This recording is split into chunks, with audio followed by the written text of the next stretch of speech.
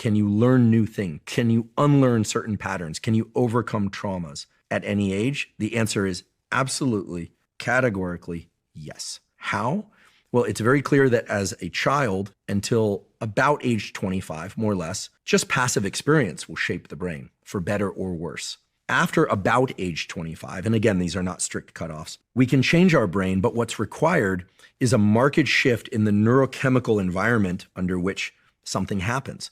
So one of the reasons why any traumatic event will forever be remembered, although, by the way, you can remove some of the emotional load of that, trauma does not have to be traumatic forever, is because when we see or experience something very intense of a fearful nature, there's the release of certain what we call neuromodulators, things like epinephrine, adrenaline, and other neuromodulators that cause a state shift in our body and brain. And the nervous system recognizes this as unusual. And as a consequence, in the subsequent days, there's reordering of the connections so that the brain can prepare for that event should it happen again. This is why we have what's called one trial learning.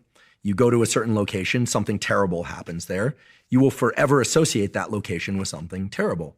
But there are tools, therapy and other tools, that can allow the emotional load to be removed from that so that you could go to that location and feel calm.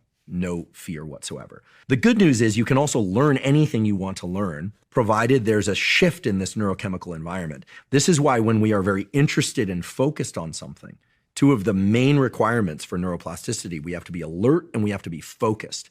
We can't learn passively as adults. We can't just play a lecture about AI and large language models or neuroscience in the room and then the knowledge doesn't just sink in by osmosis. But if we pay attention and we're alert when we pay attention, there's a shift in the neurochemicals associated with that attention, what we call the catecholamines. It's 3 molecules, dopamine, epinephrine, and norepinephrine, all which cause an increase in alertness, all which cause an increase in focus, a tightening of our visual field and our auditory field. So like cones of attention is one way to think about it. And then it sets in motion a bunch of biological processes such that if we get adequate sleep that night, maybe the next night as well, there's reordering of neural connections so that that knowledge, that new experience is consolidated in your brain. You are forever changed as a consequence of that experience.